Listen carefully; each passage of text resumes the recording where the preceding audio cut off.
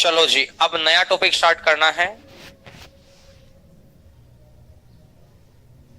Practice class में देख लें, कोई दिक्कत नहीं। अभी पहले 11,000 प्लस में से अगर 2 4 5 क्वेश्चन जो रह गए थे ना, वो प्रैक्टिस क्लास में देख लेंगे, लेकिन पहले 11,000 प्लस में से करो आप। अब है नया टॉपिक, हाइट एंड डिस्टेंस, ऊंचाई और दूरी।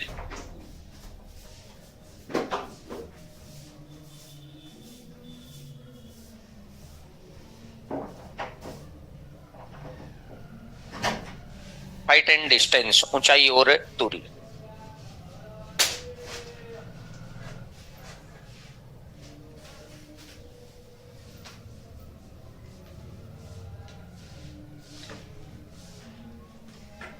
अब अगले 20 1 मिनट बड़ा आराम से ध्यान, 20 मिनट आधा घंटा आराम से सुनो बात को, उसके बाद ही सीट का यूज होगा।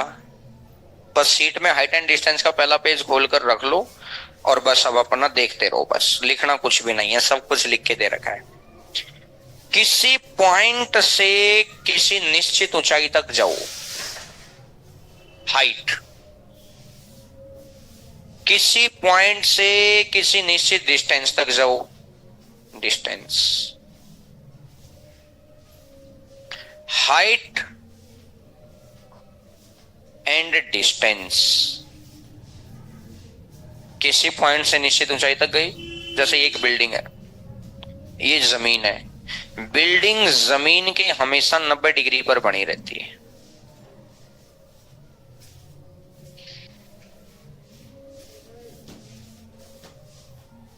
यहां से इस ऊपर वाले पॉइंट को मिलाएंगे तो ये, जैसे मैंने कहा, ये तो हो गया आपका हाइट एंड डिस्टेंस, क्या क्यों नाम पड़ा इस टॉपिक का। अब सबसे पहले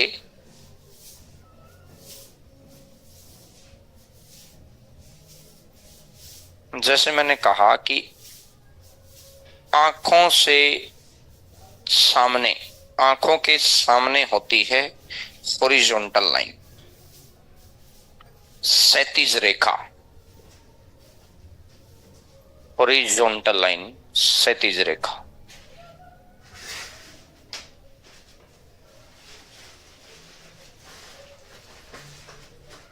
जैसे एक पॉइंट है यहां,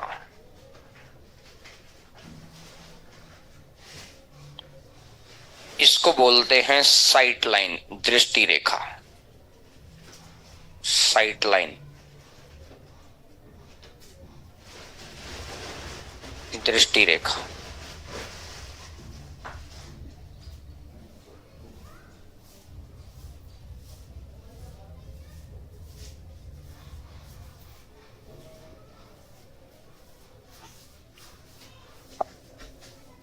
साइट लाइन और दृष्टि रेखा के बीच में जो ये एंगल बनता है, साइट लाइन और हॉरिजॉन्टल लाइन के बीच में जो एंगल बनता है, इस एंगल का नाम है एंगल ऑफ एलिवेशन। इंग्लिश में पढ़ते हैं एलिवेट करना, यानी किसी चीज को ऊपर उठाना, यानी इसको कहा जाता है उन्नयन कोण।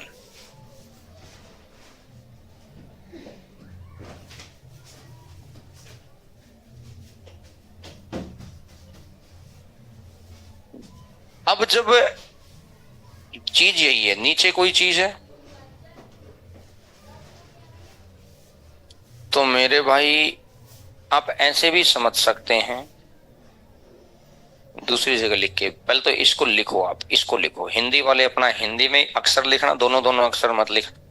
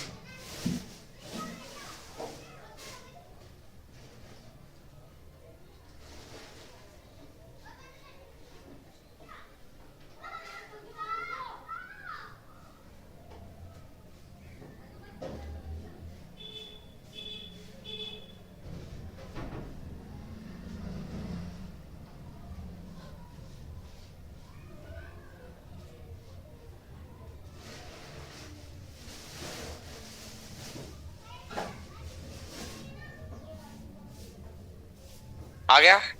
अब दूसरी बात, अब जैसे ऐसे समझो,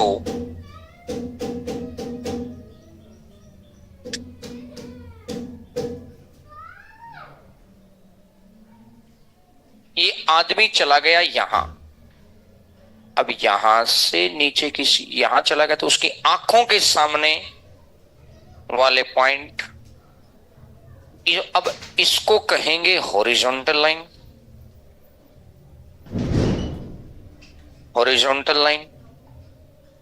अब यहां से ये नीचे की तरफ देख रहा है तो साइड लाइन, यहां कोई भी फुटबॉल रखी हुई है, ये ग्राउंड के, ये बिल्डिंग के ऊपर है, नीचे है, नीचे कहेगा एंगल ऑफ डिप्रेशन।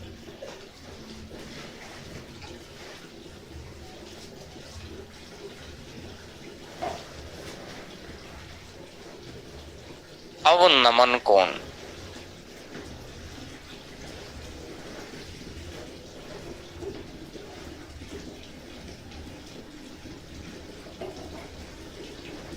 अवनमन कोण।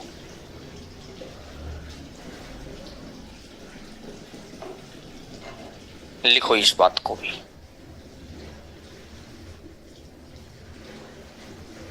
ये क्षैतिज रेखा और नीचे की तरफ है डिप्रेस करना, दबाना। तो जब साइड लाइन नीचे रहती है तो इसको कहते हैं एंगल ऑफ डिप्रेशन, अवनमन कोण।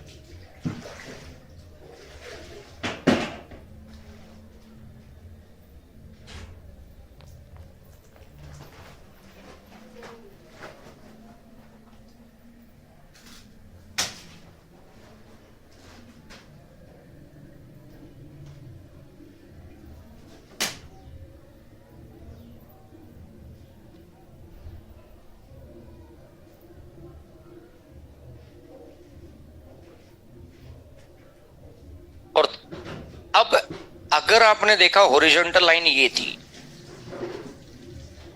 सामने वाले को देखा ये हॉरिजॉन्टल लाइन ये थी, ये एंगल ऑफ डिप्रेशन है, ये एंगल ऑफ एलिवेशन है।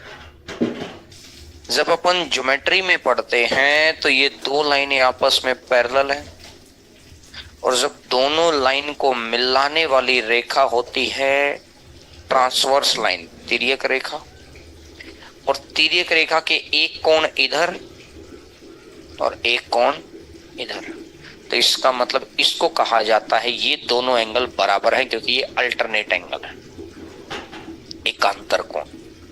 तो ये एंगल ऑफ एलिवेशन था, ये एंगल ऑफ डिप्रेशन था, तो अल्टीमेट ये दोनों हैं तो बराबर ही।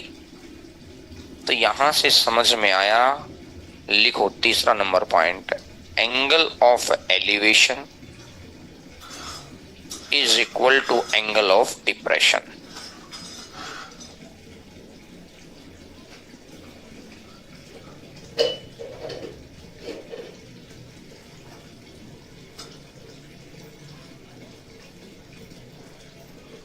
उन्नयन कोण इक्वल टू अवनमन कोण।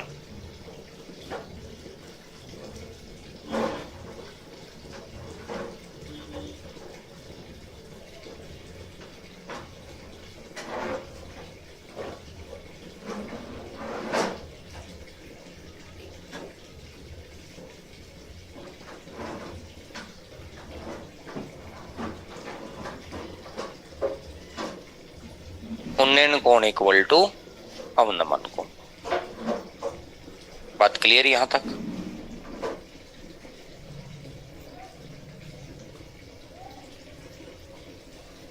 तो चाहे वो एंगल ऑफ एलिवेशन दे, चाहे एंगल ऑफ डिप्रेशन दे,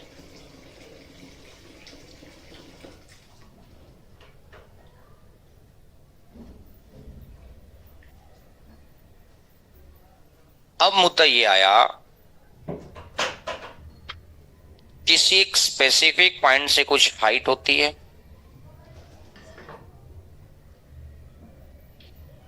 किसी एक स्पेसिफिक पॉइंट से कुछ दूरी होती है, हाइट एंड डिस्टेंस, इन दोनों को मिलाते हैं तो ये एंगल आता है। जो एंगल बनाएगा ये बेस बनाएगा, ये हाइपोटेन्यूज बनाएगा। अगर ये एंगल सबसे पहले आ गया 45 डिग्री, हाइट इसके एंगल के सामने हो गया परपेंडिकुलर यानी लंब, इसके साथ में हो गया बेस। मुझे रिलेशन निकालना है हाइट डिस्टेंस, परपेंडिकुलर बेस। और अगर आपको लाल कक्का वाली कहानी याद हो, लंब बटा आधार 10 होता था। इसीलिए इस टॉपिक में ज्यादा से ज्यादा क्वेश्चन हम टेन थीटा के माध्यम से करते हैं। 10वीं क्लास में हम टेन थीटा के, तो वहां कई बार बच्चे को ये नहीं समझ आता था कि भाई क्वेश्चन समझ में आ गया, 10 क्यों लेने लग रहे हैं। करने को आप कोई भी ले लो, लेकिन अक्सर रिलेशन इन दोनों के बीच से इजी हो जाता है। जब 2 4 5 10 क्वेश्चन कर लेते हैं तो फिर तो दिमाग खुल गया, फिर तो किसी तरीके से करते रहो क्वेश्चन। तो मुझे एक बात समझ में आई कि अगर मैं यहां से लिख लूं 10 45 is equal to P by B. 10 45 कितना होता है, 1 is equal to P by B. ये 1/1 है। पी का मान कितना है, 1, और बी का मान कितना है, 1। पी का मान कितना है, 1, और बी का मान कितना है, 1। तो पी भी 1 और बी भी 1।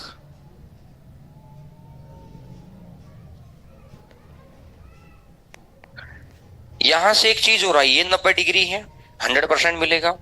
त्रिभुज के तीनों कोणों का जोड़ 180 होता है। अगर ये 90 है, ये 45 है, तो इसका मतलब ये भी कितना है, 45। तो मुझे समझ में आया कि इसके सामने 1, इसके सामने 1, और जब 90 डिग्री तो पाइथागोरस थ्योरम लगेगी, 1 का स्क्वायर और 1 का स्क्वायर, तो कितना आ जाएगा, √2। बात क्लियर है। तो मुझे एक बात और समझ में आई कि भाई जब किसी त्रिभुज के दो कोण बराबर होते हैं तो उसके आमने सामने की साइड बराबर होती है। तो 45 के सामने जो साइड आएगी 45 के सामने भी वही साइड आएगी। तो 45 के सामने 1 है, तो ये भी कितना है, याद रखने के लिए 1 1 पॉइंट क्लियर हो गया। अब मैंने कहा कि मेरे भाई ये आया 30,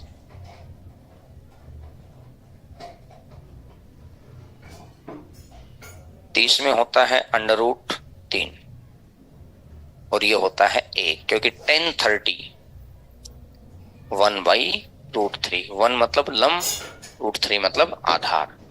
और अगर 90 डिग्री है तो पाइथागोरस थ्योरम लगेगी, 1 का स्क्वायर 1, √3 का स्क्वायर 3, 1 और 3 4, 4 का रूट। तो ऐसे याद रखने के लिए कि 30 में 3 होता है, 3 है तो √3, दूसरी तरफ 1 और ये हो गया इसी। अगर ये 30 है तो ये टोटल इधर कितना आ गया, 60, क्योंकि इन दोनों एंगल का जोड़ 90 होना चाहिए। मैंने कहा कर कल को ये 60 हो जाए तो ये 30 हो गया, और 30 की साइड पर कितना है, तो ये कितना है, तो ये कितना है। बात तो वही है, बस उसी चीज को उल्टा कर लिया। बात तो यही है। तो ये दोनों चीज आपको लिख कर दे रखी है वहां पर, आपको अलग से बनाने की जरूरत नहीं है। एक 30 60 वाली और एक 45 45 वाली। पहले दो फिगर यही तो है, ठीक है जी। अब एक ही फिगर के अंदर दो दो ट्रायंगल बन जाएं,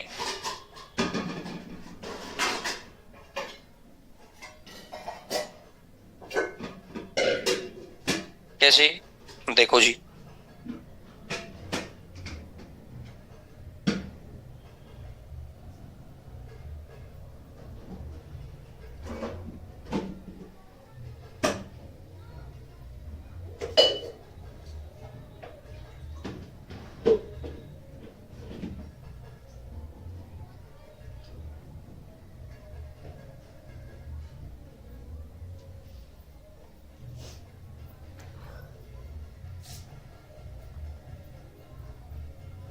जैसे अगर एक जगह एक आदमी यहां पर खड़ा है और वो ये इस वाले बिल्डिंग पर किसी को देख रहा है, तो यहां एंगल मैंने मान लिया जी 30 डिग्री है। अब ये जैसे जैसे बिल्डिंग की तरफ आगे बढ़ता गया बढ़ता गया बढ़ता गया बढ़ता गया, तो ये एंगल हो गया 60, डबल हो गया, डबल। जैसे ये 15 है तो ये 30 हो गया, ये 24 है तो ये 48 हो गया, डबल। और जैसे जैसे आगे बढ़ेगा ये 90। हमेशा बिल्डिंग की तरफ एंगल बढ़ता जाएगा, हमेशा बढ़ता जाएगा। क्लियर है? 30-45 दे रखा हो तो उसको 30 मानोगे, इसको 45। बड़ा एंगल बिल्डिंग की तरफ मानोगे। पॉइंट क्लियर है? क्योंकि देखो, जैसे अगर मैं इस बीम को देख रहा हूं तो मैंने यहां से देखा तो ये मेरा एंगल ऑफ एलिवेशन है, ये वाला। अब मैं जैसे जैसे आगे जाऊंगा तो इसको देखने के लिए अब मेरे को ये बढ़ गया मेरा। पॉइंट समझ में आया? कहने का मतलब जैसे जैसे बिल्डिंग की तरफ आएगा एंगल बड़ा होता जाएगा। तो अगर मैं अंदर वाले ट्रायंगल को देखता हूं, 60 है, 60 की साइड पर होता है 1 और 30 की साइड पर होता है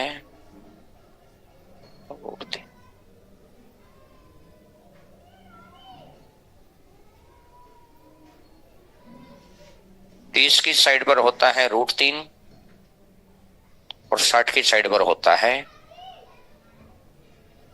इसी हाइट को तो वो √3 कह रहा है और इसी हाइट को वो 1 कह रहा है। इसी हाइट को तो वो √3 कह रहा है और इसी हाइट को वो 1 कह रहा है। ऐसा कैसे हो सकता है? क्योंकि √3 का मान 1.732 1.7 होता है ना, तो 1 का मान भी यही और 1.7 का मान भी यही, इसका मतलब गड़बड़ है। तो सबसे पहला काम है दोनों को बराबर बनाना। तो अगर ये √3 है तो या तो इसको √3 से भाग दे लो, लेकिन से मिक्सचर हो, कंपाउंड इंटरेस्ट हो, प्रॉफिट लॉस हो, हम ही रेशियो को बराबर बनाते हैं तो गुणा करके बराबर बनाते हैं। बोलो है ना? तो इसलिए इधर वाले की √3 से गुणा कर दो जिसके साथ डार्क लाइन है। डार्क लाइन वाले को √3 से गुणा कर दिया तो इधर डार्क लाइन वाले को भी √3 से गुणा कर लिया, क्योंकि इसका साथ रेशियो तो ये है ना। तो √3 टोटल कितना हो गया? और ये कितना है? ये कितना? 3। ये कितना? 1। 3 1, तो ये कितना? 2। तो हमेशा इस बात का ध्यान रखें कि जब भी एंगल डबल होगा, 30 से 60 होगा, डबल होगा, फिक्स। थीटा से 2 थीटा होगा, 15 से 30 होगा। जब भी एंगल डबल होगा तो इन दोनों पॉइंटों के बीच की दूरी कितनी माननी है? 2। फिक्स है ये बात, कभी नहीं बदलेगी, कभी भी। पॉइंट क्लियर हो गया पहला? तो जब भी एंगल डबल होगा तो इन दोनों पॉइंटों के बीच की दूरी कितनी मान लेनी है? 2। और मेरे भाई, अंदर ये वाला चीज तो सेट होगी, अब बच गई ये दोनों। इन दोनों के लिए ये अंदर वाला 60 की साइड पर कितना है? 1, और ये 60 है तो ये कितना है? 30 की साइड पर कितना है? अंदर का ट्रायंगल अंदर वाले से सेट कर लो और दोनों के बीच का डिस्टेंस सीधा ही बता दिया। क्या मेरी बात क्लियर है? इधर देखो, मैं अगर कह दूं आपको, मैंने ये 15 माना और ये 30 है, मुझे बताओ ये 15 है, ये 30 है, ये 15 है, ये 30 है, तो इसका मतलब इन दोनों के बीच की दूरी कितनी है? सेट होगी बात? और अंदर 30 है तो, और ये कितना? अब आपको सेट ही नहीं करना पड़ा कि ये 2 माइनस √3 होता है, 10-15 का मान 2 माइनस √3, ये होता है √3, ये होता है ये, क्योंकि फिर यहाँ 10-75 रखना पड़ता, तो 2 प्लस √3। अब मुझे तो 10-15 भी याद है, 10-75 भी याद है, मैं तो यहाँ मैनेज करवा दूंगा, लेकिन पेपर में तो मैनेज नहीं हो पाएगा ना। तो आपको एक बात याद करवा दी, जब भी एंगल डबल होगा तो इनके बीच की वैल्यू कितनी होगी? फिक्स। और अंदर का रेशियो अंदर के हिसाब से सेट कर दो। 60 है तो 1, तो इधर √3। क्या मेरी बात क्लियर होगी? पहली बात ठीक है जी। यही 2 फिगर आगे दे रखे हैं, देख लो चाहिए, आपको बनाने की जरूरत नहीं।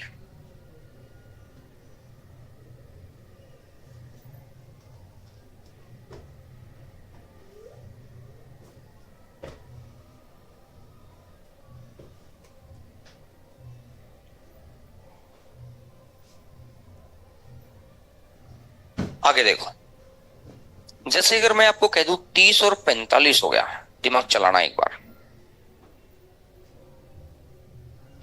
और दूसरा हो गया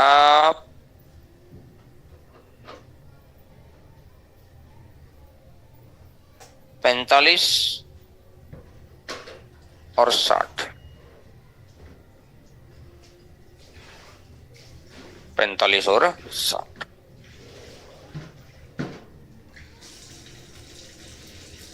30 है तो कितना है, और अगर ये √3 है तो ये कितना है। क्या पहली बात क्लियर है? ये 45 है तो कितना है, और ये 45 है तो ये भी कितना है। क्या ये बात भी क्लियर है? बिल्कुल क्लियर होगी। मुझे बताओ, इससे हिसाब से ये 1 आया, इसके हिसाब से ये 1 आया, ये 1 है और ये 1 है, सेट हो गया। ये तो पहले तो बराबर बनाना पड़ रहा था, अब तो बराबर नहीं बनाना पड़ रहा। ये तो बहुत बढ़िया बात होगी। इसका मतलब ये तो सेट है, तो इसका मतलब √3 का मतलब कितना होता है 1.7, और ये कितना है 1। अगर ये √3 ये 1 तो ये कितना रहेगा √3 - 1। पॉइंट में नहीं देखेंगे, डायरेक्ट √3 - 1।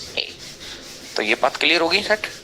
एक बार इधर देखते हैं, 45 पे कितना होता है 1, तो ये भी 45 रहा होगा 1।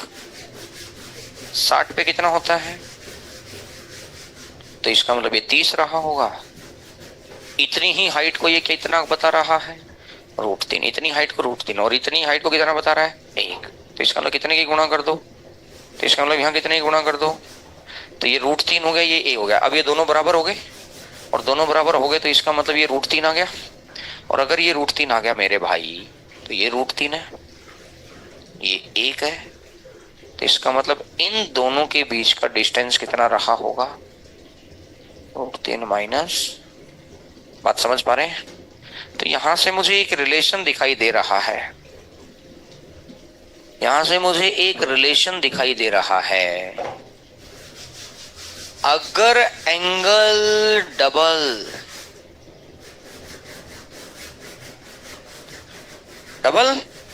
और अगर डबल नहीं है तो, अगर डबल नहीं है तो पहले तो इन दोनों पॉइंट के बीच का डिस्टेंस ही देख लिया। पहला पॉइंट क्लियर। अंदर का रेशो अंदर के हिसाब से सेट। यहां एंगल कितना है 45 है, तो यहां भी 45 है, 1 1। यहां एंगल कितना है, तो यहां कितना है 30 पे कितना होता है, ये कितना है। तो अंदर वाले दोनों रेशियो तो मेरे लिए कोई दिक्कत में है ही नहीं, ये तो अंदर का रेशियो है। मुद्दा सिर्फ कहाँ है, डिस्टेंस का, डिस्टेंस का। अगर एंगल डबल है तो कितना होगा, और अगर डबल नहीं है तो कितना होगा। बात क्लियर होगी। स्टैंडर्ड एंगल्स पर बात कर रहे हैं अभी, 30 45 60 के ऊपर बात क्लियर होगी। 90 हो नहीं सकता, 90 तो ये रहा। 0 हो नहीं सकता, तो ये लाइन उठेगी कैसे। 5 ही तो स्टैंडर्ड एंगल थे, ट्रिग्नोमेट्री में पढ़कर आए थे। तो ये अगले कितने फिगर हो गए, 4 फिगर हो गए।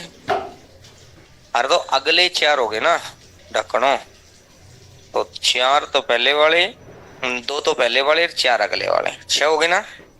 अब पहले इन 6 पर ही काम करेंगे, फिर उसके बाद आगे बढ़ेंगे। क्लियर है मेरी बात। फिर जरूरत पड़ेगी फिर वापस इस पेज पर लौट कर आएंगे। तो अब अच्छे से पॉइंट क्लियर हो गया है। इस टॉपिक में मेरा तो बहुत कम रोल है, मेरा तो रोल बस यहां तक था। अब 10 एक क्वेश्चन कराने का रोल है, करेंगे हम काफी संख्या में क्वेश्चन, लेकिन वो सिर्फ एक प्रैक्टिस के माध्यम के लिए। क्लियर है मेरी बात। आओ जी क्वेश्चन नंबर 1 पे आ जाओ। क्वेश्चन नंबर 1,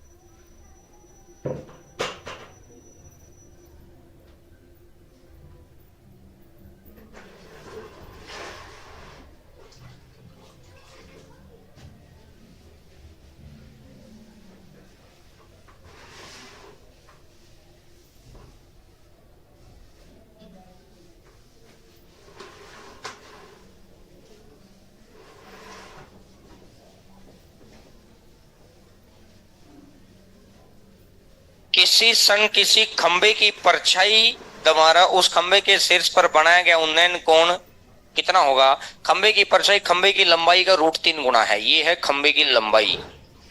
ये जमीन पर परछाई हमेशा जमीन को डिनोट करेगी। शैडो हमेशा जमीन पर आएगी। ये कह रहा है कि भैया ये शैडो की लंबाई इसकी लंबाई का √3 गुना है। अगर इसकी लंबाई 1 है तो ये कितनी है, और √3 दिखते ही तो कुछ नहीं बचा भाई।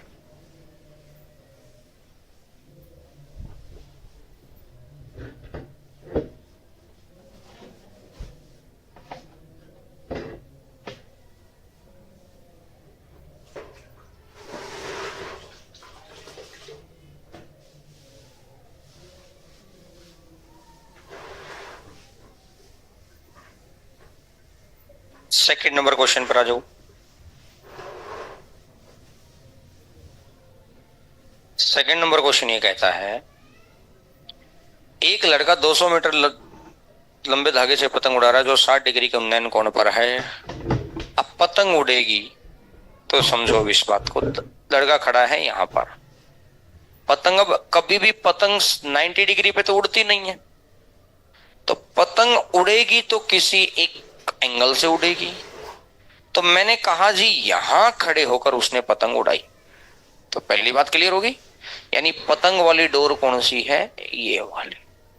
ये कह रहा है भाई 200 मीटर लंबा धागा है, ठीक है जी, और ये कोण जो है ये 60 डिग्री का है, ठीक है जी। 60 डिग्री का मतलब तो ये कितना बनेगा, तो ये कितना बनेगा, 2 की वैल्यू क्वेश्चन ने कितनी दे दी, 200। तो 1 की वैल्यू, तो 1 की वैल्यू अगर 100 है तो √3 का भी 100 गुना।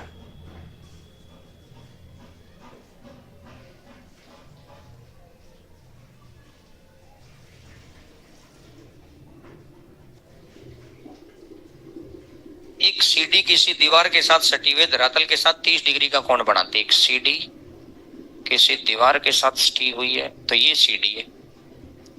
धरातल, धरातल मतलब जमीन, जमीन के साथ कितना डिग्री का कोण है, 30 डिग्री पर कितना होता है, तो ये कितना होता है, तो ये कितना होता है √3। एक और, दीवार के आधार से 100 मीटर की दूरी पर है, दीवार के आधार से, दीवार का आधार ये है, दीवार के आधार से 100 मीटर। √3 की वैल्यू क्वेश्चन ने कितनी दे रखी है, 100। तो 1 की वैल्यू भाग दे दो 100 बटा √3। 1 की वैल्यू आ जाएगी 100 बटा √3, और 1 की वैल्यू अगर 100 बटा √3 आ गई तो दीवार की ऊंचाई बतानी है।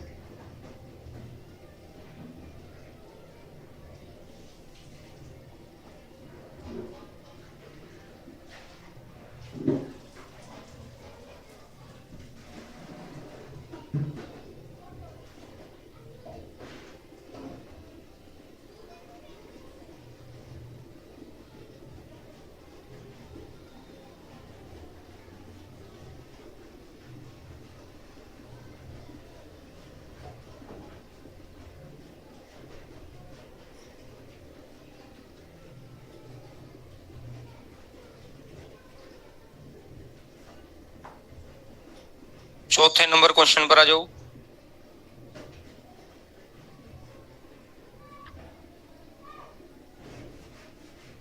चौथे नंबर क्वेश्चन पे आ जाओ।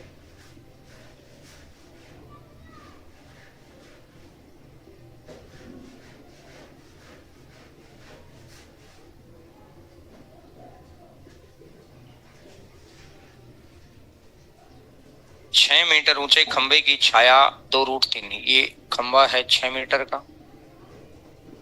छाया की लंबाई है ये 6 है, ये 2√3 है। तो इस ये अगर 1 रहेगा तो ये कट के √3 बन गया। पता चला कैसे, देखो 2 से काटूंगा तो ये 3 आएगा, इस 3 को मैं लिख सकता हूं √3 इंटू, अब 1 √3 से 1 √3 कट गया तो कितना बच जाए, समझ आ गई मेरी बात। तो कहने का मतलब ये रहा कि अगर ये √3 तो ये 1, और 1 के ऊपर थीटा कितना डिग्री है,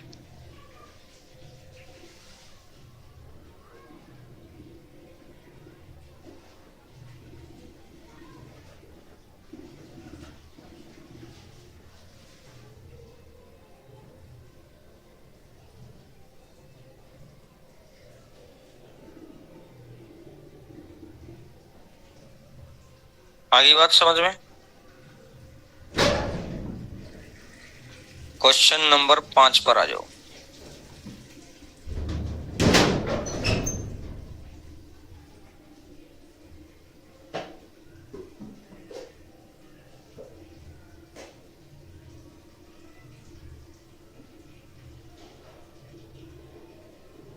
भूमि पर स्थित किसी बिंदु ए से टावर के शीर्ष का उन्नयन कोण, ये बिंदु ए है, ये कोई टावर है, टावर के शीर्ष का उन्नयन कोण 30 डिग्री है।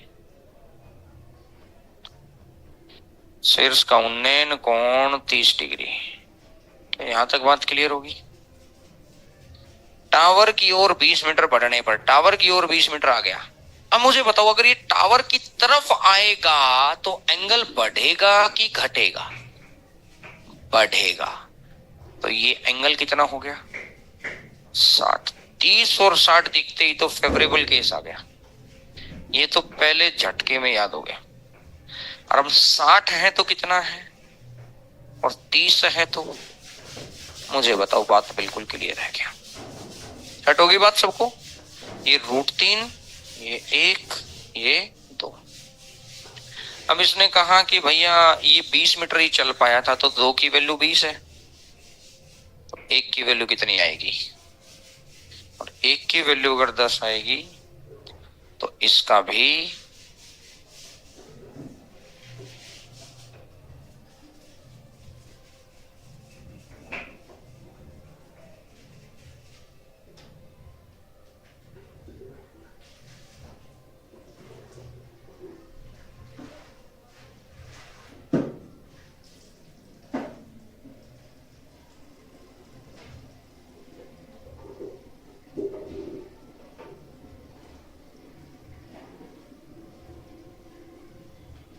इससे अगले नंबर पर आ जाओ। बहुत अच्छा क्वेश्चन है, स्टार मार्क करेगा। पहला क्वेश्चन आया थोड़ा ढंग का।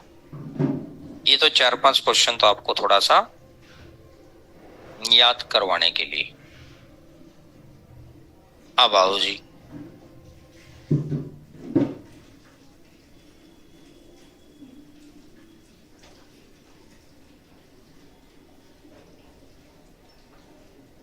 डेढ़ मीटर लंबा लड़का 30 मीटर ऊंचे भवन से कुछ मीटर दूरी पर खड़ा है। ये 30 मीटर ऊंचा भवन है।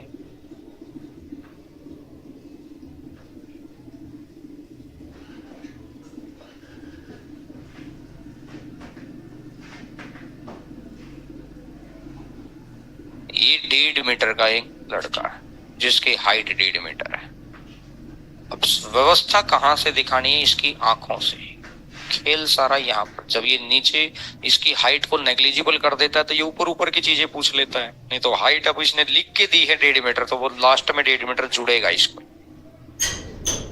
क्योंकि देखेगा तो यहीं से ना, एंगल तो यहां से ही मापेगा। बात समझ में आ गई? क्योंकि कई बार ऐसा होता सर, पिछले क्वेश्चन में क्यों नहीं मापा?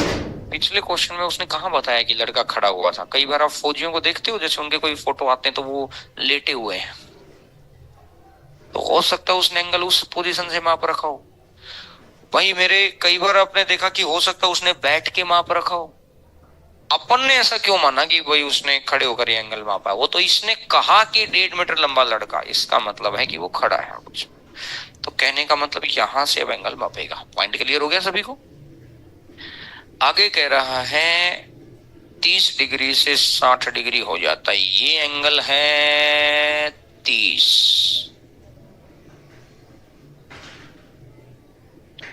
और ये एंगल हो गया 60।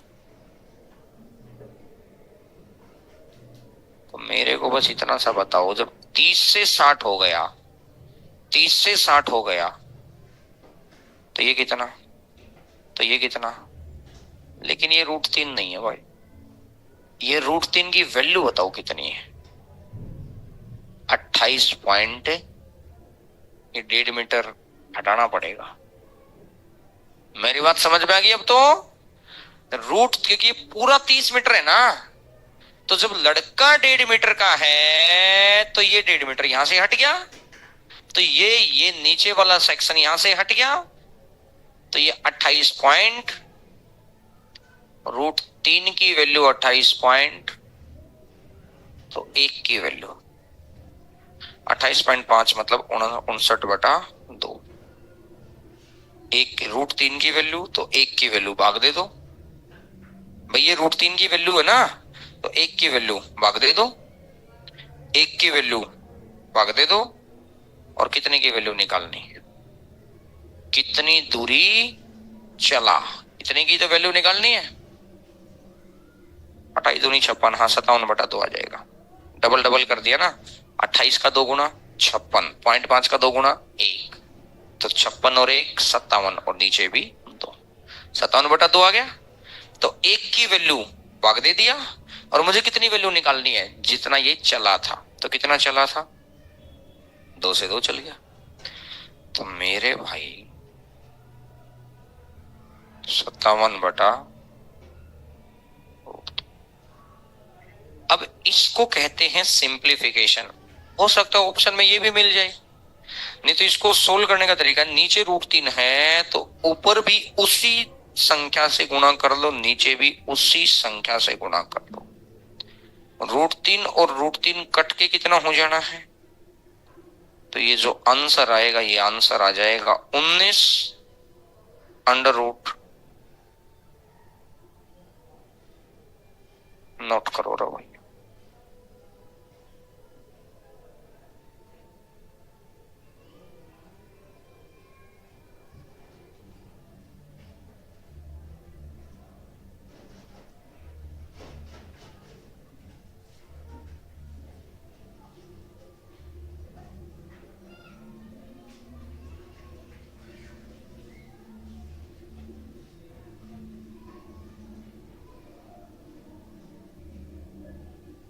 क्या बोलो, नीचे वाला समझ नहीं आया,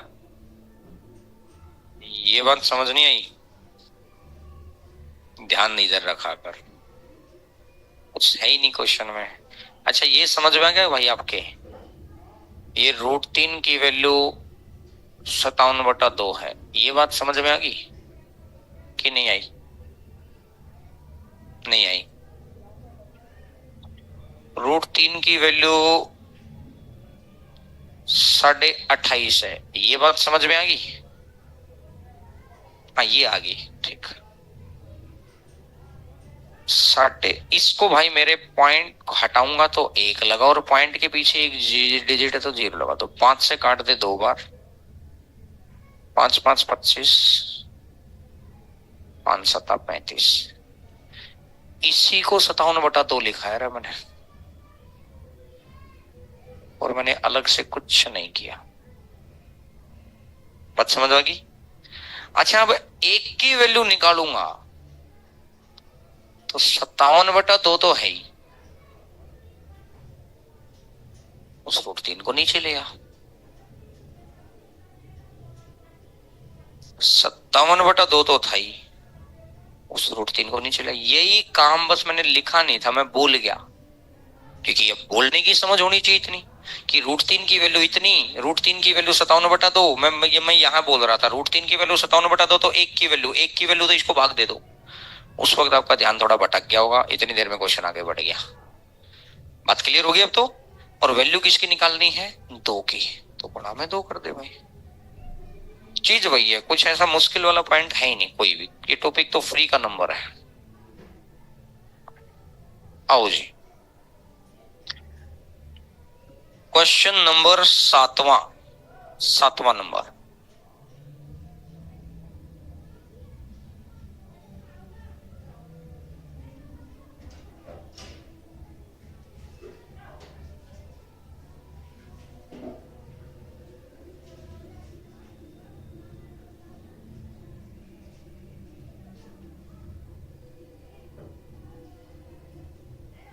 आंधी की वजह से एक पेड़ इस प्रकार टूटा कि पेड़ का शीर्ष भूतल से 30 डिग्री के कोण पर खड़ा। ये एक पेड़ है, आंधी की वजह से ये पेड़ गया टूट, और टूटते ही ये जो ऊपर वाला हिस्सा है वो चला गया नीचे। तो एक किस्म से ये जो है ये पेड़ का शीर्ष ही तो है। बात समझ आ रही है? और इसे भूतल मतलब भूमि का तल 30 डिग्री, 30 डिग्री है तो ये कितना, ये कितना, ये 2 है तो ये भी कितना है। क्या मेरी बात क्लियर है अब? तो ये वाला खेल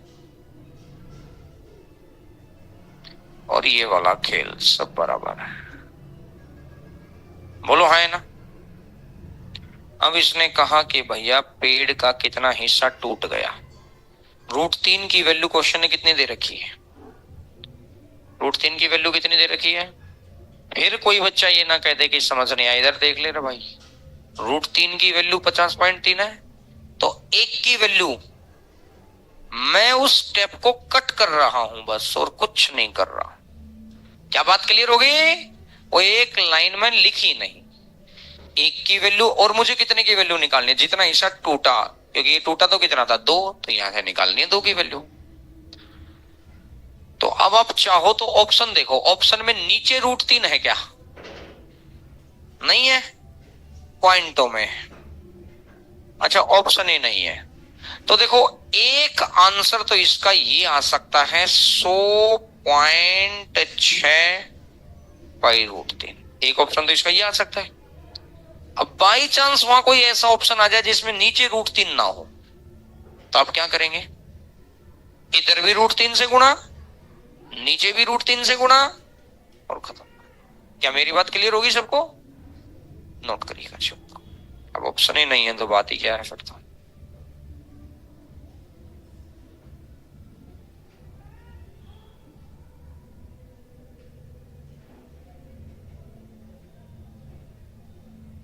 किसी भी टॉपिक की पहली क्लास किसी भी बच्चे को ऐसा नहीं लगती कि मुझे समझ नहीं आई, क्योंकि पहली क्लास के अंदर उसका ध्यान थोड़ा रहता है, और अगर वो उस कंसंट्रेशन को घर पे जाके थोड़ा सा रिवाइज करे ना, फिर उसका लास्ट क्लास तक भी ध्यान रहेगा, और लास्ट क्लास तक ध्यान रहेगा तो चीजें समझ में आएंगी।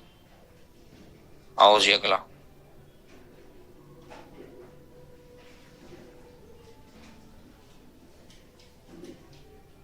9वां नंबर, हाँ 8वां नंबर। पढ़ो क्वेश्चन।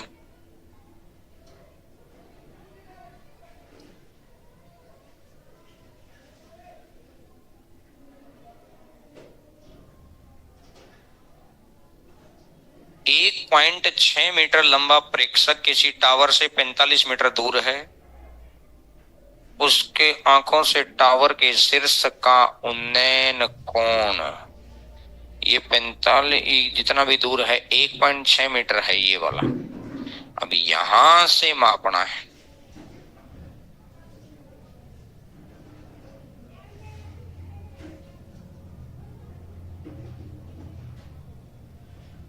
तीस डिग्री है, टावर की ऊंचाई बता दो जी कितनी। 30 डिग्री है तो इसका मतलब ये कितना है, तो इसका मतलब ये कितना है, और √3 की वैल्यू कितनी दे रखी है? 45। ये 45 है तो इसका मतलब ये भी तो 45 है। अब फिर दिमाग चलाना रही, √3 की वैल्यू 45, तो 1 की वैल्यू, मैं स्टेप को काट गया भाई, जिसका ध्यान नहीं जाएगा फिर उसको लगेगा सर ने कैसे लिख दिया। क्या अब तो बात क्लियर हो गई? 1 की वैल्यू लिख लेता हूं मैं। अब ये तो होगी 1 की वैल्यू, 1 की वैल्यू होगी ना ये वाली, यहां से यहां तक। क्या ये टावर की ऊंचाई आ गई? नहीं। इस टावर की ऊंचाई के लिए क्या और करना पड़ेगा? 1.6 ऐड करना है, लेकिन अभी तो मुझे उसको सोल्व करना पड़ेगा। तो इसको सोल्व करने के लिए मैंने सबसे पहले क्या किया, इस नीचे वाले रूट को खत्म कर लेता हूं। √3/√3, तो √3 3 से 15 की √3 से गुणा कर दो। 15 इंटू 1.732, 15 दूनी 30, बचा कितना? 3, 15 तिया 45 और 3 48, बचा कितना? 4, 15 7 105, 105 और 4 109, बचा कितना? 10, 15 और 10 25, 25.980, 25.98 लिख दो। बोलो है ना। और 25.98 पॉइंटों में था, तो ध्यान रखना इसको मैंने पॉइंट बना लिया। अब टावर की ऊंचाई कैसे निकलेगी? 25.98 में मेरे भाई 1.6 ऐड करना है, तो 25 और 1 26, 8, 9 और 6, 15, नहीं, हाँ 8 और 9 और 6 की 60 मान लो ना। 8, 9 और 6, 15, 5, 6 और 1, 7, और ये कितना है 2। Then answer is 27 point. Finish talk भैया रही।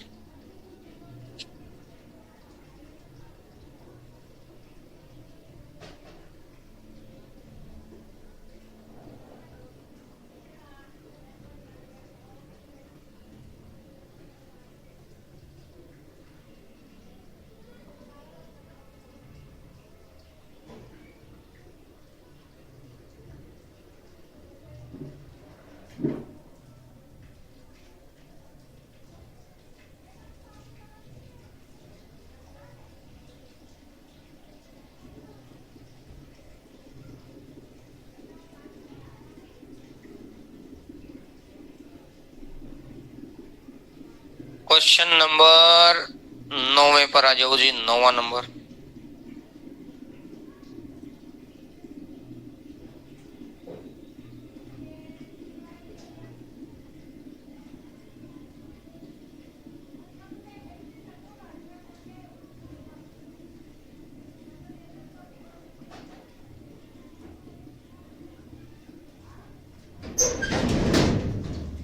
नौवे नंबर क्वेश्चन पर आ जाओ।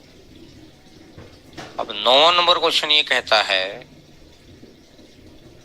24 मीटर और 36 मीटर के उच्च बिंदुओं को एक तार से जोड़ा जाता है। ये 24 मीटर है, ये 36 मीटर है, तो ये 24 और ये 36। और इसने कहा उच्च बिंदुओं को, इसका अपर पॉइंट और इसका अपर पॉइंट को एक तार से जोड़ दिया। इसके अपर पॉइंट को और इसके अपर पॉइंट को भी एक तार से जोड़ दिया। बोलो भैया है ना। और 37 से 60 डिग्री का कोण बनाता है, 60 डिग्री का कोण बनाता है। यानी ये वाला जो एंगल है ये 60 डिग्री। 60 डिग्री है तो कितना है, ये कितना है, तो ये कितना है, तो ये 24 मीटर, ये 24 मीटर। तो जो ये बच गया इससे ऊपर ऊपर कितना बच गया, √3 का मान 12 दे रखा है ना भाई। बोलो है ना। √3 का मान 12 है तो 1 का मान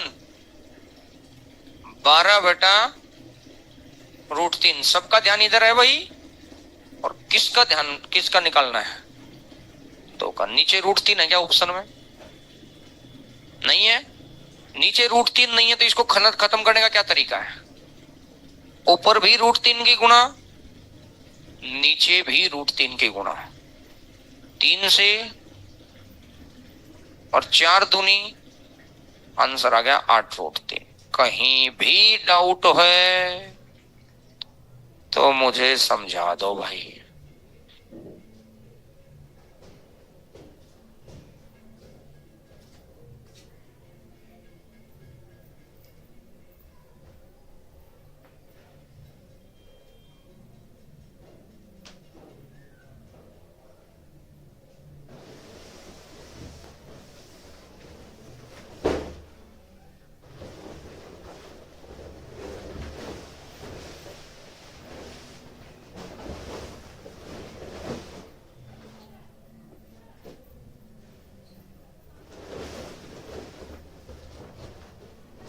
अगले नंबर क्वेश्चन पर आइएगा।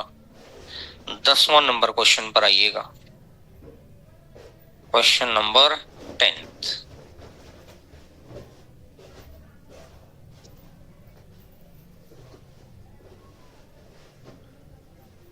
नंबर क्वेश्चन ये कहता है 12 मीटर ऊंची छड़ी की छाया 8 सेंटीमीटर है। छाया हमेशा जमीन पर रिप्रेजेंट करना है।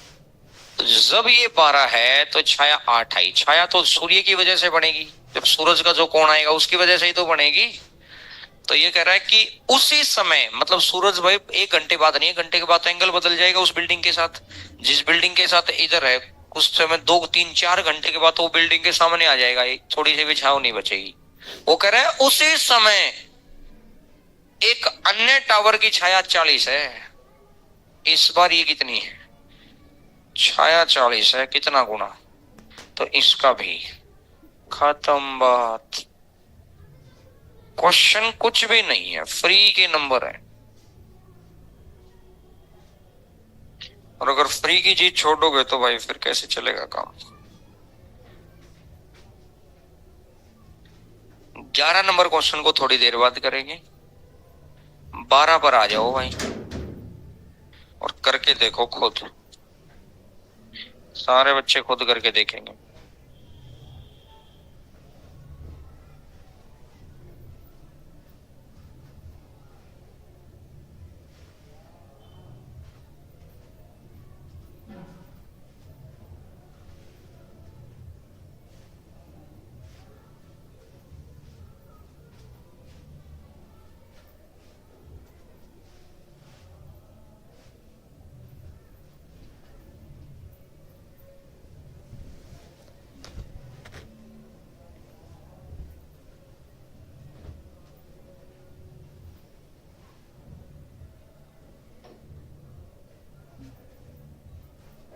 दो खंबे जिनकी ऊंचाई 80 मीटर और 62.5 मीटर है, उनके शीर्षों को मिलाने वाली रेखा धरातल से 45 डिग्री का कोण बनाती है।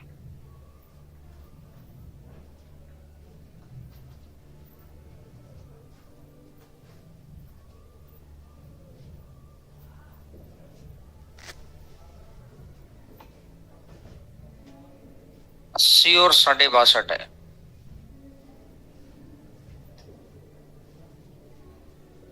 तो शीर्षों को मिलाने वाली रेखा धरातल से 45 डिग्री का कोण बनाती है। ये वाली रेखा को जब आगे बढ़ाओगे तो धरातल से 45 डिग्री का कोण बना है, ये वाला एंगल 45। ठीक है, ये फिगर तो समझ आ गया ना, नहीं आया?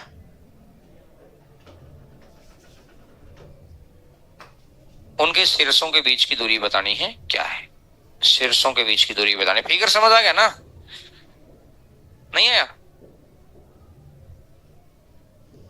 अरे भाई तुम 10वीं पास करके आए थे, कैसे ही आगे थे। मुद्दा ये नहीं है कि 10वीं पास थी तो सर उस समय तो इतना गहराई से नहीं सीखा। मुद्दा ये है कि इतनी कमजोर कंसंट्रेशन हो कैसे सकती है। मुद्दा मुद्दा वो है ही नहीं कि उस समय का याद है कि नहीं है, क्योंकि उस समय के सॉल्यूशन अलग थे। मुद्दा इतनी कमजोर कंसंट्रेशन होनी, इतनी सीधी सीधी अक्षर लाइन लिखी है, पढ़ो रे भैया पहला अक्षर, क्योंकि तुम ना आधा पढ़ते हो आधा नहीं पढ़ते हो, इसलिए गड़बड़ होती है। दो खंबे जिनकी ऊंचाई 80 और 62.5 है, इसमें तो किसी को डाउट नहीं है कि 80 वाला लंबा क्यों कर बनाया है। यहां तक तो बात क्लियर होगी। अगली बात, यदि उनके शीर्ष को मिलाने वाली रेखा, अरे इसका शीर्ष कहां है, ये रहा, और इसका शीर्ष कहां है, ये रहा, ये मिला दिया भाई। बात क्लियर है? धरातल से 45 डिग्री का कोण है। धरातल तो यहां है, जमीन तो यहां पर है जहां पर खंबे लगे हुए। धरातल से तो ये बढ़ाएंगे कैसे, ये भी इसी को आगे बढ़ा दो, ये यहां 45 डिग्री का कोण लगा। क्या अब बात क्लियर है? अब तो सीन क्लियर, देख लो तुम्हें कितनी छोटी सी बात समझ में नहीं आई थी। और अब मुद्दा ये है, इसने ये पूछ लिया उनके शीर्ष के बीच की दूरी ये बताना है।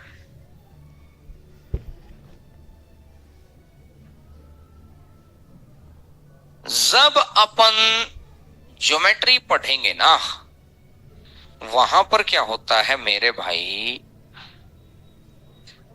एक पेज के ऊपर ये एक लाइन और ये एक लाइन अगर पैरेलल हैं, पैरेलल मतलब समांतर रेखाएं, ऐसी रेखाएं जो आपस में नहीं मिलेंगी, अगर पैरेलल हैं तो ये वाला एंगल और ये वाला एंगल दोनों बराबर होते हैं। इससे दबा हुआ तो इससे भी दबा हुआ, इसके ऊपर तो इसके भी ऊपर, इन दोनों को कहते हैं कोरस्पॉन्डिंग एंगल।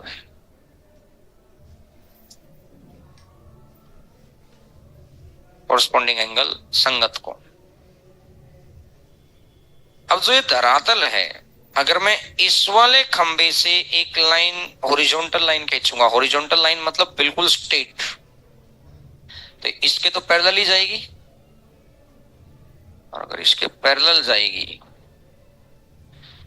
तो मेरे भाई ये लाइन और ये लाइन इसके पैरेलल है, आपस में दोनों पैरेलल, दोनों का बेस सेम हो गया, इसी इसी रेखा पर है, तो इससे ऊपर तो इससे भी ऊपर, तो ये एंगल कितना हो गया? अभी तक ये एंगल गिवन था, इस पर जानबूझ के यहां दिया ताकि आप यहां बना पाए। क्या समझ आई मेरी बात? अल्टीमेट एंगल ऑफ एलिवेशन और एंगल ऑफ डिप्रेशन कुछ भी दे रखा हो, एलिवेशन बनाओ, कुछ भी दे रखा हो, आपको जब खंभों की ऊंचाई का डिफरेंस दे रखा तो आप कहीं का कोण दे रखा हो यहीं बनाओ, कोई फर्क ही नहीं पड़ता। ये तो क्लासरूम है तो मैंने समझा दिया टाइम लगाकर, वहां तो समय तो है नहीं, चाहे वो एंगल ऑफ डिप्रेशन बोले, एंगल ऑफ एलिवेशन बोले, कुछ भी बोले, एलिवेशन बनाना है। और मेरे भाई अगर उसने कहा कि दो खंबे हैं, जमीन के साथ छोड़ो जमीन को, थोड़ा ऊपर उठ जाओ, तो यहां पर बात क्लियर होगी। अब मैंने कहा ये 45 है, ये 45 है, तो ये कितना रहा होगा, और ये कितना रहा होगा, और ये कितना रहा होगा। अब मैंने कहा कि भाई इस एक की वैल्यू मुझे बताओ कितनी है, कितनी? 17 पॉइंट, क्या समझ आई? 17.5 कहां से आया? टोटल कितना था? 80, ये 62.5 था, तो इससे ऊपर, तो ये 17 पॉइंट, तो एक की वैल्यू 17.5 है, तो √2 की वैल्यू निकालनी है। उनके बीच की दूरी तो बतानी है, बीच की दूरी तो यही होगी, तो वो एक की बतानी थी, तो कितना आ गया?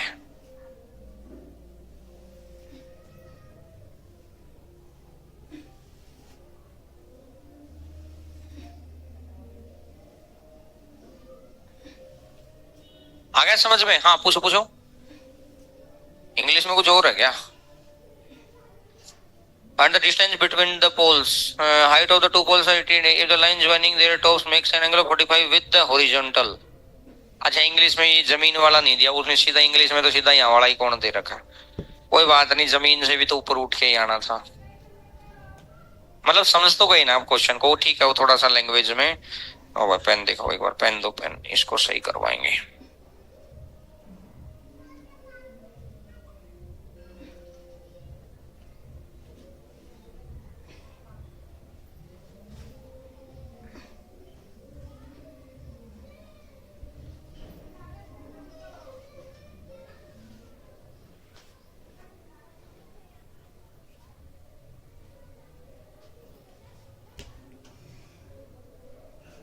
तेरह नंबर क्वेश्चन ऐसा ही क्वेश्चन है भाई, करके देखो रे।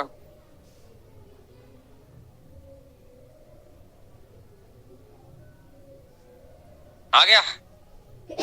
13 नंबर क्वेश्चन करके देखो। अच्छा 13 ही आंसर आएगा क्या?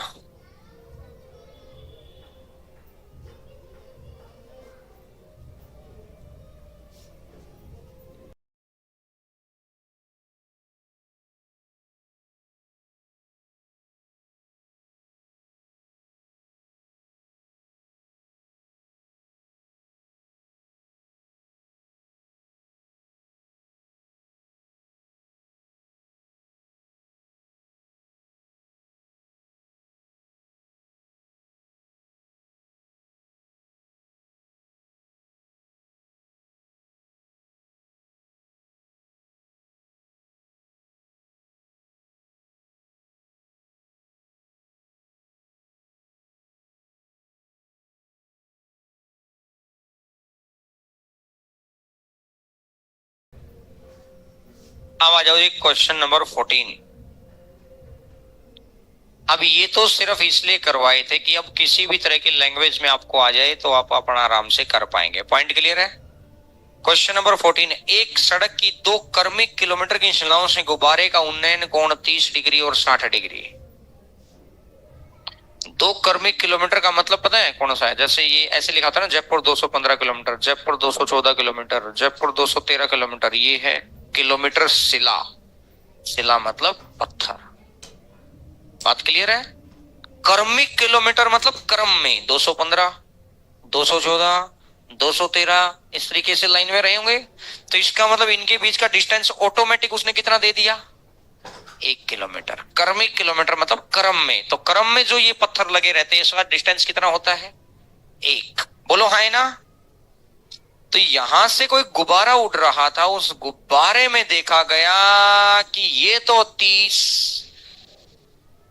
ये 60, तो ये कितना, और ये कितना, और ये कितना, लेकिन एक्चुअल में ये दो नहीं है भाई, एक है। तो एक की वैल्यू और 1/2, तो इसका भी 1/2, तो कितना आ जाएगा, √3 खत्म बात भाई, फिनिश टॉक रही,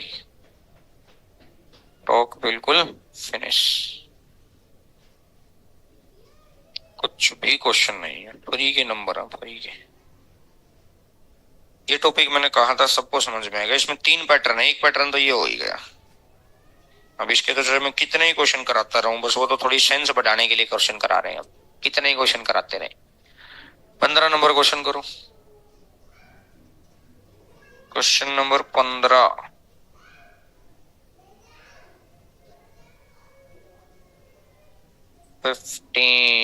15 number.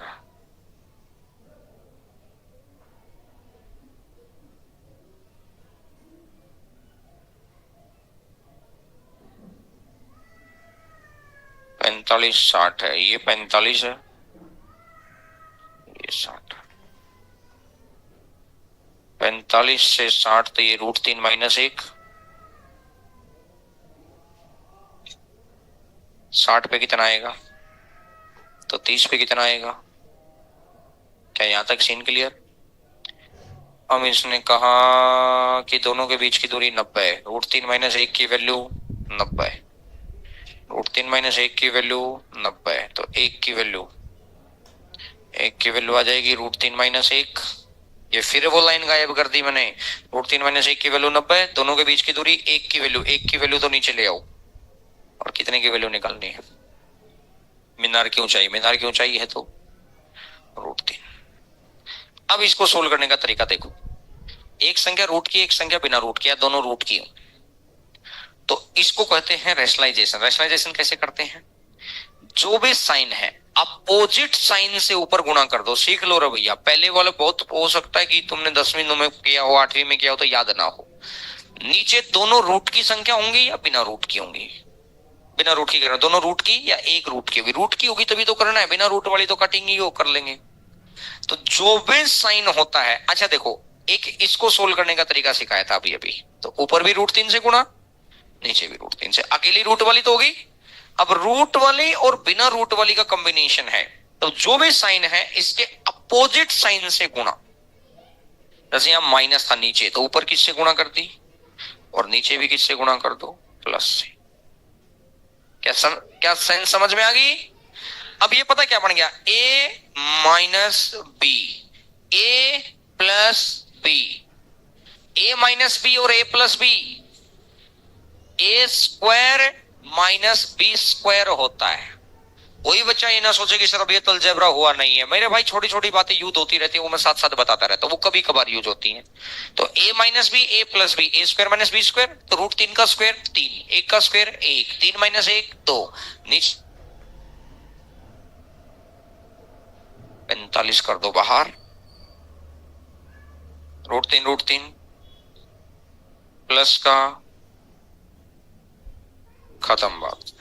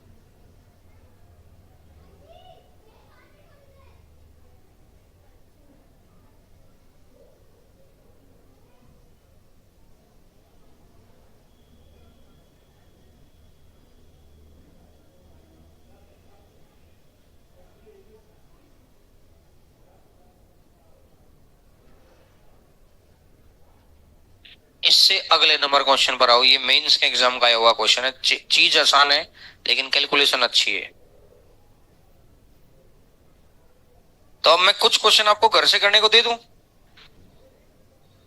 18 number, 19 number,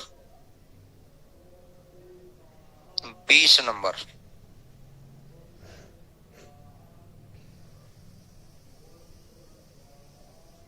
23 number, 23, 24 number,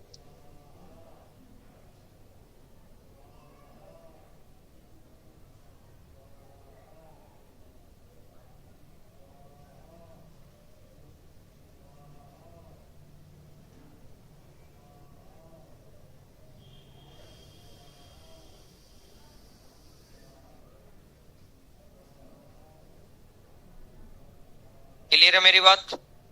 मैंने एक भी क्वेश्चन ऐसा नहीं दिया है जिसमें थोड़ा सा भी चेंज था, वो मैंने मेरे पास ही रख लिया। चेंज से छोटा सा था लेकिन उसको तो फिर मैं ही कराऊंगा कि उस चेंज के साथ मैं कुछ और बात समझा पाऊं। तो आपको मैंने ये वाले क्वेश्चन दिए हैं। अब आ जाओ जी एक दो अच्छी कैलकुलेशन। अच्छा, कैलकुलेशन को अच्छी छोड़ो, पहले एक कंसेप्ट और बताता हूं। अब आपको वो जो 6 ट्रायंगल बताए थे, वो 6 ट्रायंगल तो याद हो गए। अब अभी तक हो क्या रहा है कि टावर के एक ही तरफ हो रहा है जो भी कुछ हो रहा है। अब कहानी क्या चलेगी, टावर के दोनों तरफ होगी व्यवस्था, इधर भी इधर भी। बात क्लियर है? मैंने माना कि इधर कोई गाड़ी खड़ी है, इसके ऊपर यहां से किसी इंसान ने देखा ये 30 डिग्री का कोण बनाने लग रहा है, और यहां से किसी इंसान ने देखा ये 60 डिग्री का कोण बनाने लग रहा है। ये दोनों एक कार 60 डिग्री है तो ये कितना है, एक। ये कितना है, 30 डिग्री है तो ये कितना है, √3। और ये कितना है। अब इन दोनों को बराबर बनाना है। बराबर बनाना तो इधर वाले के कितने से गुणा कर दो, तो इधर भी कितने के गुणा कर दो। तो रूट रूट 30 में कितना होता है, 3, 3 है तो देखो यहाँ कितना हो गया, 3। 3 कहां से, यहां से यहां तक 3, और यहां से यहां तक 1, तो टोटल कितना, टोटल कितना। क्या समझ पा रहे हैं मेरी बात? बोलो हाँ है ना। और हाइट कितनी आ गई, √3। अच्छा मुझे एक बात बताओ भाई, अगर ये ऐसे था, ये 30 था और ये 60 था, तो बताना मुझे हाइट कितनी आई थी, यहां हाइट कितनी आई है। बात समझ आ रही है? जब 30 और 60 एक ही तरफ है तो दोनों के बीच का डिफरेंस है 2, अपोजिट है 4। आप वहां मेंटेन ना करें, इसके लिए बताइए ये बात। मेंटेन करके करेंगे 5-10 सेकंड ज्यादा लग जाएंगे, लेकिन इतना इजी कंसेप्ट को भी वहां मेंटेन करना पड़ेगा तो बात ही खत्म। अभी क्वेश्चन आएंगे कि 2 कार एक दूसरे से विपरीत दिशा से एक टावर की ओर बढ़ रही है, तो एक उधर से आएगी एक इधर से, सेम डायरेक्शन है 2, अपोजिट डायरेक्शन, तो हाइट कितनी आनी है, √3। कंसेप्ट क्लियर है? तो मेरे भैया जो आपको ये फिगर बना के दे रखा है, इस फिगर को बना लो भाई, कहीं पर भी बना लो आप।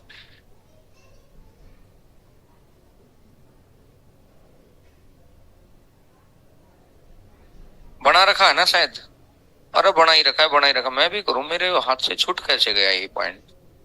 बना रखा है। पेज पलटते ही देखो सेकंड ही ट्रायंगल, पेज पलटते ही सेकंड ट्रायंगल बना रखा है। समझ में आ गई बात है? अच्छा अब मुझे बताओ, अल्टीमेट एक पॉइंट आपने सीखा है, बाई चांस याद ना रहे तो दोनों ट्रायंगल की वजह से कोई कॉमन साइड निकलेगी, उस साइड की लेंथ को बराबर बनाना है। क्या मेरी बात क्लियर है? अब मैंने इस बात को सीखने का प्रयास अगर किया है कि 30 है और ये कितना है, 45 पे कितना होता है, तो ये भी कितना है, 30 पे कितना है, ये कितना है, दोनों सेम होगी, तो इसका मतलब ये रूट जो भी इन दोनों के बीच का डिस्टेंस दे रखा होगा कितना दे रखा होगा, √3+1। बोलो हाँ है ना। बाई चांस सर्कल को ऐसा कहते हैं कि इन दोनों दोनों कार के बीच की दूरी 80 मीटर है, तो √3+1 यूनिट की वैल्यू 80 है। बात क्लियर है। और अगर हाइट कितनी आई है, 1, और अगर 30-45 आप इसमें देखेंगे, 30-45 छोड़ दो सारी, 45 है तो एक और एक, यहां तो एक और एक ही आना था, तो मतलब हाइट कितनी आनी थी, इधर 2 था तो इधर कितना हो गया था, 4, इधर √3-1 है तो इधर कितना हो गया, सेम डायरेक्शन में माइनस होके आता है तो अपोजिट डायरेक्शन में प्लस होके आता है। तो एक 30 है, 30 में कितना होता है √3, और 45 में कितना होता है, तो अपोजिट है तो दोनों को प्लस कर दो, तो √3 45 के हिसाब से एक याद रहता है +1, वहां पर एक ही साइड रहता है तो √3-1। डबल वाला तो याद हो गया था। अब मैंने आपको अगला पॉइंट बता दिया। ये पॉइंट मैंने उस टाइम क्यों नहीं बताया, क्योंकि थोड़ा सा चीजें पकड़ने में टाइम लगना था, अब पक गया तब मैंने वो पॉइंट और आसान कर लिया। अब मैंने कहा मेरे भाई इसको 60 कर लो, 45 है तो 1-1, 60 है तो √3, अब इधर भी √3, तो वो √3+1। मेरी बात क्लियर होगी। तो कहने का मतलब ये रहा कि वैसे तो मेन तो ये पॉइंट इसलिए सिखाया जाता है इस डबल वाले के लिए, बाकी तो चीजें याद नहीं रख सकते, यहां तो याद हो जाएंगी। आपको लगे हाँ सर ने सारी चीज बिना उसे करा दी, लेकिन 5 ही दिन में भूल जाओगे, क्योंकि ऐसे तो जो करंट में टॉपिक चलता है वो तो याद ही रहता है भाई। ऐसे तो भाई जब प्रॉफिट लॉस चलाया था तो प्रॉफिट लॉस में बहुत सारी चीजें ऐसे ही बताई थी चलते चलते चलते, लेकिन जब प्रॉफिट लॉस को 1.5 महीना हो गया तब वो जो छोटी छोटी चीजें बहुत सारी बताई थी और वो साथ साथ तक रिवाइज नहीं हुई, तो अब ये भी याद नहीं है कितनी बात बताई होगी, बस याद ये है कि जितना कॉपी में लिख रखा है शायद उतना ही बताया होगा, और एक्चुअल में जो कॉपी में लिखा रहता है उसका डबल बताया जाता है। पॉइंट समझ में आया मेरा। तो इसीलिए मैंने ये 45-60 वाला फिगर याद नहीं रखना हो तो फिगर मेंटेन कर लेंगे वहां पर, 45-60 30-45 फिगर मेंटेन कर लेंगे, बस दूरी पता चल गई। इधर होता है √3-1, √3+1। बात क्लियर हुआ तो फिगर मेंटेन कर लेंगे। लेकिन 30-60 वाला फिगर अगर आ जाता है तो इधर कितना होता है 2, इधर कितना 4, और हाइट कितनी √3। बात क्लियर होगी सभी को। आओ जी क्वेश्चन नंबर 16। एक नाव एक 150 मीटर की टीले से 150 मीटर ऊंचे टीले से दूर जा रही है।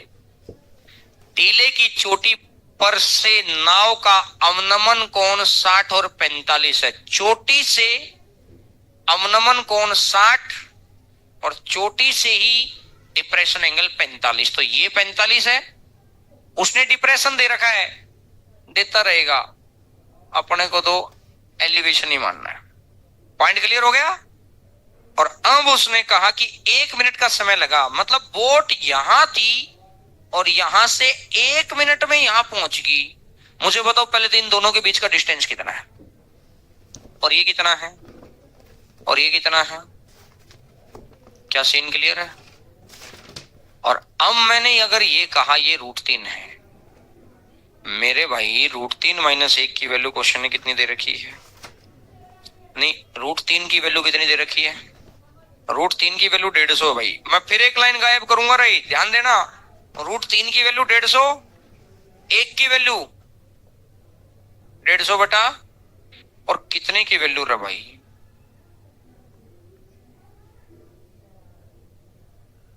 √3-1 की वैल्यू निकालनी है। तो अगर मेरा ध्यान गया ये वाला जो डिस्टेंस है √3 से, देखो 3 होता तो यहां 50 बचता, लेकिन √3 था तो यहां 50 √3 बच गया। दिमाग चला, 3 होता तो 50 बचता, √3 था तो 50 √3 आ गया। अब अगर मैं ध्यान दूंगा, पॉइंटों में आंसर निकालना है, √3 को अंदर गुणा कर दो, 3 माइनस √3, बोलो है ना, ये 3 माइनस √3 50, और 3 माइनस √3, 3 कितना, 3 तो 3 है, √3 कितना है 1.732, 3 1.732, 10 में से 2 गया 8, 9 में से 3 गया 6, 2 1 आएगा, तो 1.268 इतना डिस्टेंस आ गया। अब डिस्टेंस निकाल लिया, इतना डिस्टेंस आ गया। इतना डिस्टेंस उसने कितनी देर में पूरा किया था? 1 मिनट। अब जब ट्रेन का टॉपिक करेंगे तो वहां चीज को समझेंगे, मिनट कोई भी चीज नहीं होती, या तो चीज को हमेशा सेकंड में सोचना होता है या आवर में सोचना, मिनट में सोचना ही नहीं होता कभी भी, क्योंकि दो ही तरह की स्पीड होती है, किलोमीटर पर आवर, मीटर पर, खत्म बात। तो मेरे भाई, अब मैंने कहा ये इतना डिस्टेंस कितनी देर में तय किया है? 1 मिनट में। अब फिर मैं एक स्टेप काटूंगा भाई, 1 मिनट में इतना मतलब 60 सेकंड में इतना, तो 1 सेकंड में, 1 सेकंड में बोलो है ना। और ये मीटर है, ये सेकंड है, इसको बोलेंगे मीटर पर सेकंड। मीटर पर सेकंड हो गया। लेकिन मुझे किलोमीटर पर आवर में जाना है तो 18/5 से गुणा करते हैं, 18/5 से गुणा करते हैं। ये चीज अभी याद रखना भैया, किलोमीटर पर आवर में जाना है तो 18/5 से गुणा करते हैं, फिक्स। क्योंकि किलोमीटर में कितने, 1 मीटर में कितने, 1 किलोमीटर में कितने मीटर होते हैं और कितने सेकंड होते हैं? 3600। तो देखो, उल्टा जाना होता है तो 5 से 18, बड़े की तरफ जाना है तो बड़े से गुणा, 18/5। तो इसलिए किलोमीटर पे जाना था, किलोमीटर पर आवर पे 18/5। पॉइंट हटाया, पॉइंट हटाने की जरूरत है क्या? वैसे जरूरत है नहीं, पॉइंट हटाओ मत, क्योंकि 0 से और 5 से और 6 से, तो 3 8 24, बचा कितना? 2। 3 से 18 और 2 20, बचा कितना? 2। 3 दूनी 6 और 2 8, और 3 एकम, तो 3.804 आ गया। और 3.804 के आसपास ऑप्शन देख लो कौन सा है। 3 point, simply calculation, height and distance का रोल तो यहीं खत्म हो लिया, सिंपली कैलकुलेशन और कुछ भी नहीं था। तो आज करते हैं यहीं तक, कल होगी आपसे मुलाकात।